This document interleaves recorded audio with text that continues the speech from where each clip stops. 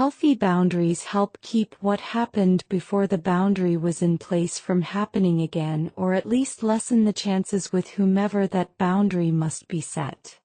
Healthy boundaries help prevent you from putting yourself in that situation for them to ever do that to you again. It's saying, "No, thank you. I am not willing to allow you to have the chance to betray, abuse, hurt, mistreat, or disrespect me again." It is not proof you have forgiven them to restore or reconcile the relationship. Healthy boundaries are not walls built from bitterness. They are doors with wisdom deciding when, how, or if they open again. Forgiveness is encouraged and possible because that is for you and from you, independent upon the other person.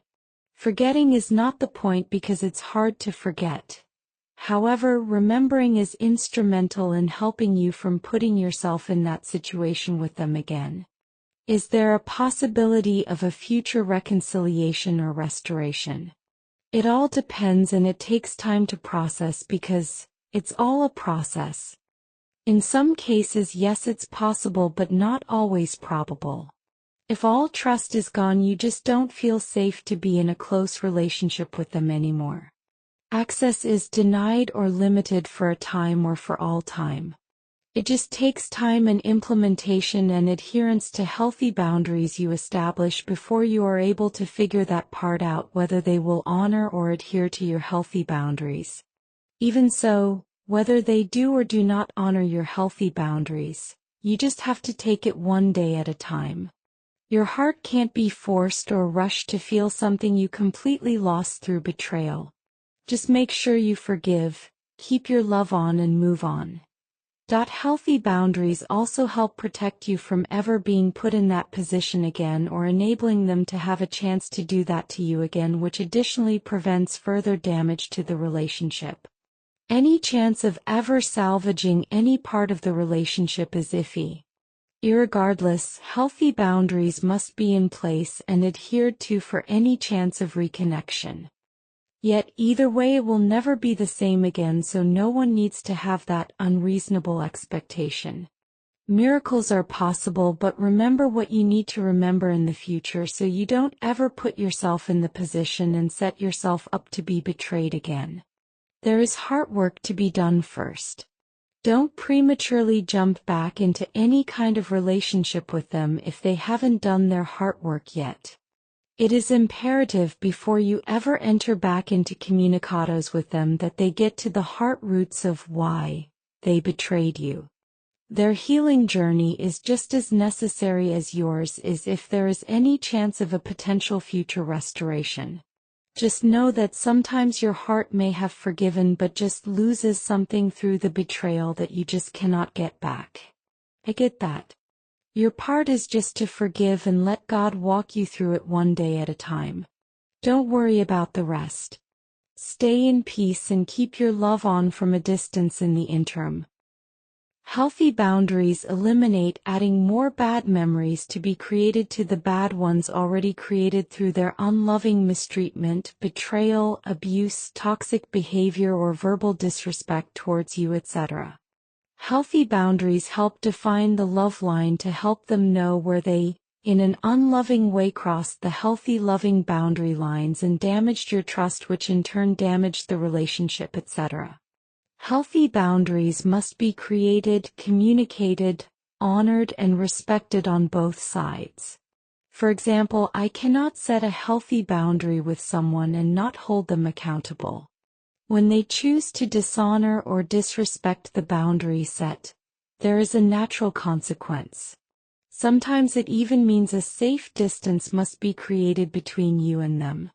It is my job after my healthy boundaries are set and communicated to hold them accountable if they cross the healthy boundary or disregard it again. If I don't, what good will that do for either person or for the health of the relationship if bad, hurtful, or disrespectful behavior is allowed to continue? 0. Healthy boundaries define more personally the normal, natural expectations you have in any relationship.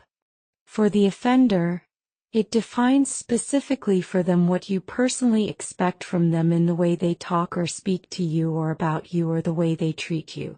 For example, if privacy is a major priority for you, and your friend already knows you are a very private person, then you would naturally expect someone that knows you and really loves and cares about you to not betray you or ever share your private information you have privately shared with them. Whatever you have shared in confidence with them should never be shared with anyone else, for any reason. To do so is betrayal. You shouldn't ever have to spell that out to or remind someone that you call a close friend, who by the way shouldn't ever want to hurt you or the relationship you share with them, safeguarding your private information and the stories of your heart which you have entrusted from your heart to theirs is more like a mutually unspoken understanding between you both. And let's be real. It is just plain common sense. Everything changes once trust has been broken. Betrayal immediately puts everything about the relationship in the red zone or out of zone. A relationship without trust equals nothing. Close connections are not going to be close anymore once one person learns of the betrayal. Their heart no longer feels safe nor desires to share much of anything with the one who betrayed their trust, and rightfully so. That's not a punishment. That's just a natural consequence that is part of what happens when you violate someone's trust. Gifting forgiveness is always encouraged and important, but you cannot expect them to just forget the betrayal even though forgiveness has been given. In fact, remembering the betrayal is what helps them not to put themselves or the betrayer back in that same position to betray them again. Remembering helps them to create and keep healthy boundaries to protect them from future repeats. Remembering teaches them good lessons they needed to learn about not only the betrayer but how to lessen chances of being betrayed in that same way again. Remembering is not unforgiveness, it's wisdom. After betrayal, trust takes a long time to rebuild. It's a process. Even so, it doesn't guarantee restoration of the close relationship you once had with them, but the healthy boundaries set in place will at least pave the path for you to enjoy other healthier connections in the future. Let me just say, if you are the one holding the short end of the stick and got duped by a heart you should have been able to trust, learn your lesson well, forgive, release and let go. That's your part. They are responsible for their part. They knew what they were doing behind your back and chose to do it anyway, knowing it could ruin your relationship if you ever found out. Accept that, it is what it is. Their betrayal is your sign, your cue, that shows you the importance you and your relationship was to them. Obviously not much, or they would have never made the choice to betray you. At your expense they used you to step over the love line God's word laid down about relationships. Proverbs and James alone has enough to say about the tongue and how to treat others, etc. Whatever you do, don't wallow in regret. You needed to know. So start saying thanks to God you found out when you did, so you could save yourself from further, ongoing betrayal from them. Remember, part of your healing after betrayal is learning to trust yourself again, your discernment, your intuition, and your God-given wisdom. Part of your healing is also forgiving and loving them from a distance. Be at peace. Take time to set some new healthy boundaries and move on. This time is not just for you. It's also for them to do some heart and soul searching if they will accept the love challenge to become the kingdom kind of lover that God wants them to be and hang up their hat of betrayal. Once you know and forgive, that's all you need to be free to wish them well and move on. There are plenty other hearts out there that understand and will appreciate your value and would be so grateful to share in a mutually close, trustworthy, loving and healthy relationship with you. So remember, when it comes to a goodbye, above all, always keep love in the mix, for yourself as well as for them. Realize that sometimes and often that, even after you have forgiven them, it requires loving them from a safe for your heart distance. Realize a close relationship with them may not be possible right now, for a season, or maybe even for a lifetime. They have much growing, heart healing, and soul searching to do to learn their own healthy love lessons through this. With God, you get to move on feeling grateful to Him for finding out that was His protection over you. Thank Him big, because you may never have moved on from them and learned these valuable love lessons and grown yourself in these deeper ways had this betrayal not happened. Please remember, healing takes time. It's a process. Sometimes the relationship is able to be repaired. Sometimes it just isn't able to be repaired. Either way, it will be different. That's to be expected. Time will only tell. Just know that. As Dr. Henry Cloud says, it's okay to forgive someone but desire no future close relationship. Why is that? If you have forgiven, why is your heart still not desiring to talk to them or be around them? Here is one reason why. To the degree betrayal of trust has been affected, damaged, and compromised in a close relationship is to the degree and more the heart of the relationship has taken a major hit, dissolving the closeness you once shared, only to find out your relationship was based on a one-sided loyalty and one-sided trustworthiness. Trust is essential in order for a healthy, close connection to live and thrive. Betrayal of trust suffocates the life out of a relationship, which extensively affects everything about the relationship. Deep trust must be fully alive for a close relationship to thrive. Each heart must care about and protect the relationship to that deep love degree.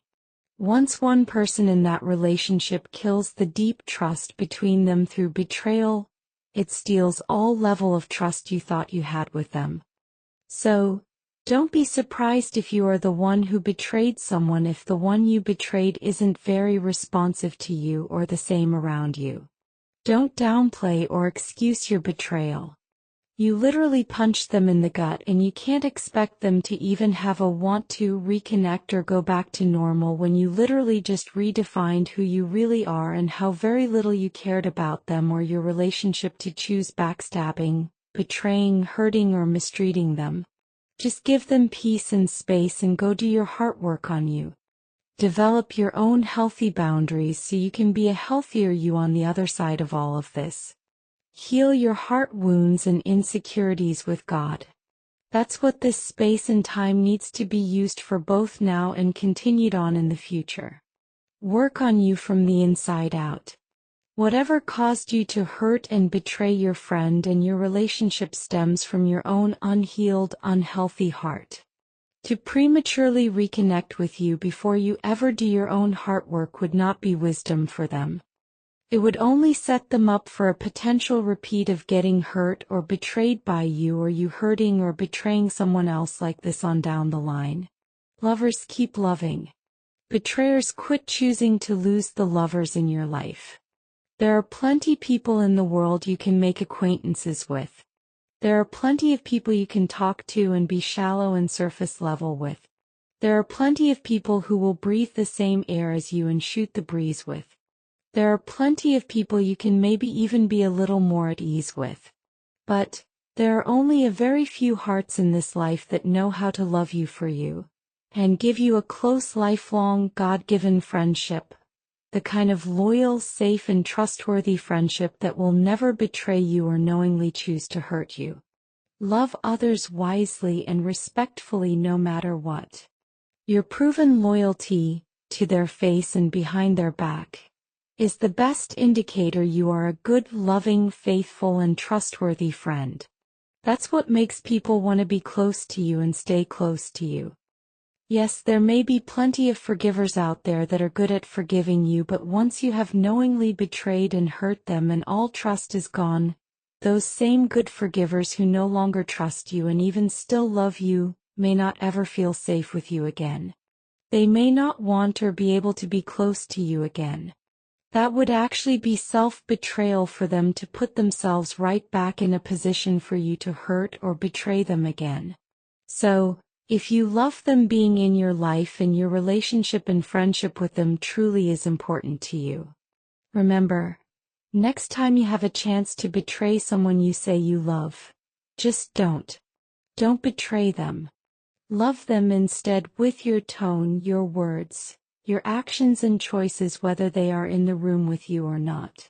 Choosing love is the best winning choice you could ever make. Choosing love makes it very easy for those you say you love to feel safe to stay close in relationship with you. So, for the win. Healthy, safe, trustworthy, kind, respectful, honoring and loving relationships are in. So choose love. Love always wins. May God restore your peace, strengthen your discernment, and surround you with hearts that know how to love you well. You deserve it. Heart to heart in His love, Momo Smiley.